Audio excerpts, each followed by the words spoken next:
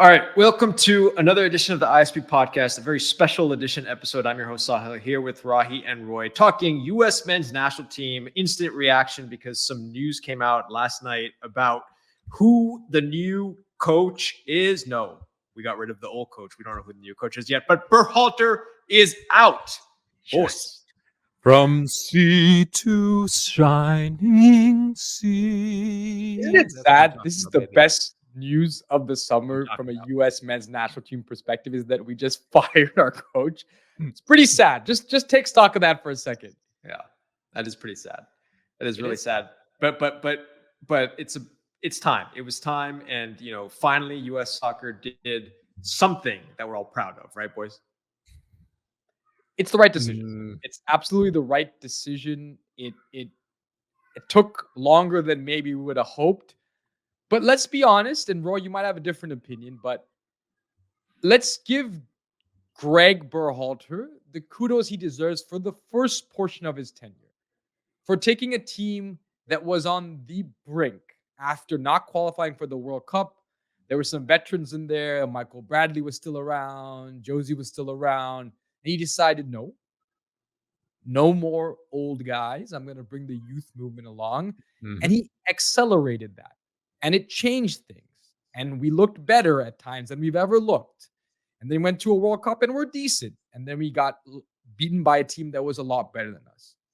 The second go around, after we brought back Greg Berhalter, it just hasn't been good. The players haven't heard him.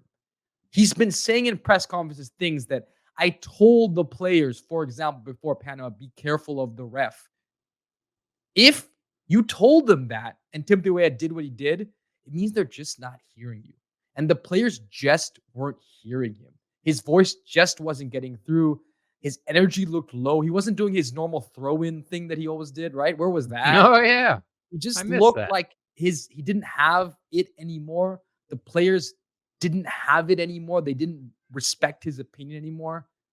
This was long overdue, and it's the right decision. Absolutely, absolutely the right decision. It would have been insane had they not made this call, Roy. Yep. I'm not going to say too much about Greg because I'm sick and tired of talking about Greg. Just listening to you talk about Greg in a positive manner was exhausting to me, and I'm sure it's going to be exhausting to the viewers. He did fine in games that he should have won. He did fine in boring regional tournaments like Gold Cup and Nations League, which should be gone. These tournaments should be gone and outlawed and forgotten about. In your lifetime, Roy. They're terrible for us. Simple as that. Answer me one question. Mold, damn it. When in your lifetime have we been this dominant over Mexico? Give him credit for that.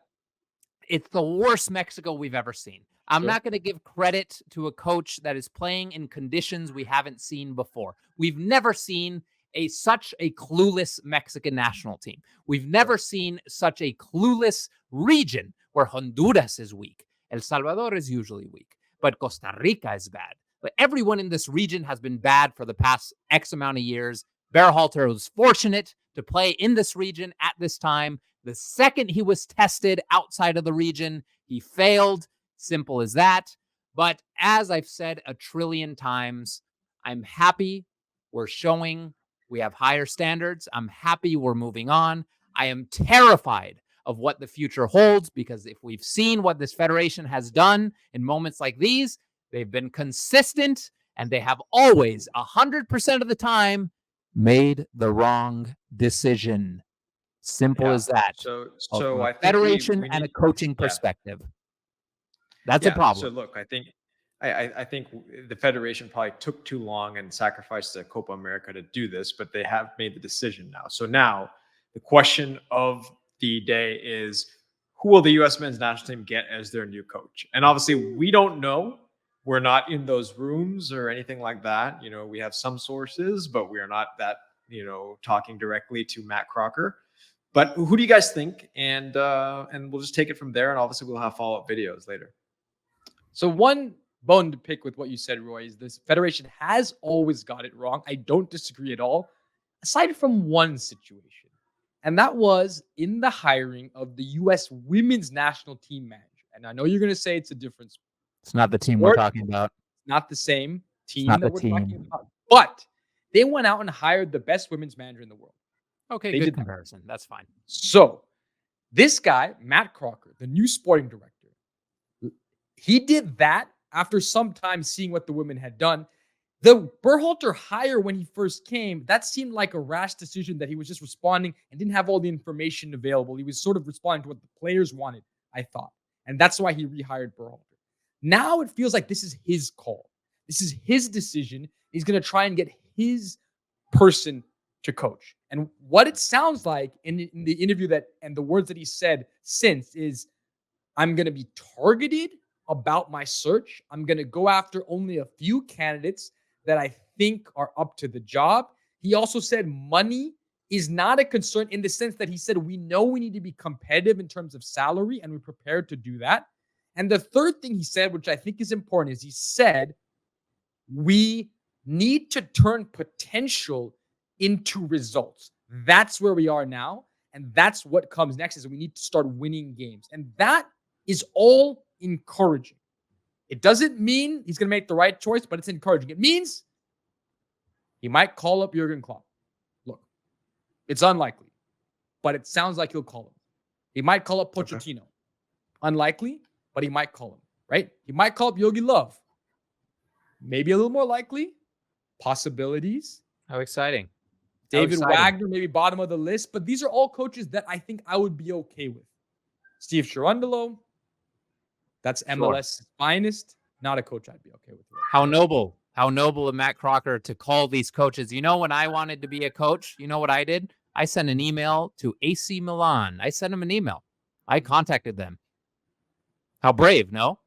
You're crediting Matt Crocker. Matt Crocker's not going to get these guys. He's not going to get these names being thrown around. Thomas Tuchel. We shouldn't go after Thomas Tuchel. That's my strong opinion. Frank from Brentford is the guy I would go after. Option. Danish manager who's an interesting manager. I love him. Good. Yep, very good. I like his tactical ability to shift tactically, ability to punch way above his weight. Have you seen Brentford's record against the top six? I think it's better than almost any other team in the Premier League outside of the top six, at least. He's been brilliant. He's promoted Brentford. He's kept them in the top flight for, I think, 3 seasons now. That would be a brilliant, kind of under the radar when it comes to the American soccer fan, but global soccer, it's a well-known name. But the reality of the matter is, I think the likeliest choice is going to be the most depressing choice, which is the name that keeps sneaking around. It snuck around during the last phase when we were looking for a coach. It's sneaking around now, and it's concerning me, and it's Steve Cherundolo. And the reason is he's probably the best performing MLS coach right now. LAFC is the best team in MLS right now. I hate to say it as a Galaxy fan, but the other thing is he has experience with national teams, and he has experience with young players in national teams, and that's with Germany. You coach Germany's U15. So he has the experience. Crocker's going to look at that. Serious experience. The 15-year-olds. I mean, that's important. 15-year-olds, man. Kids matter. There's a name you guys are not mentioning. It's also the Hervé Renard, who's the French women's coach, and he's actually has also a lot of national team experience. And I think a lot of people have called for him to potentially join as well. We don't know, but I think we can say Roy's guess is it's Steve Cherundolo. Rahi, who's your guess? I think Yogi Löw would be my guess and an interesting option. Weird. Thomas Frank as well. Let's see. But I don't believe that this guy is going to play it safe. I don't believe he's not going to go big. I think he's going to go big. He went big on the women's side. I know it's different, but I think he's going to go big. And I think this job is more attractive than you realize because it's 2 years.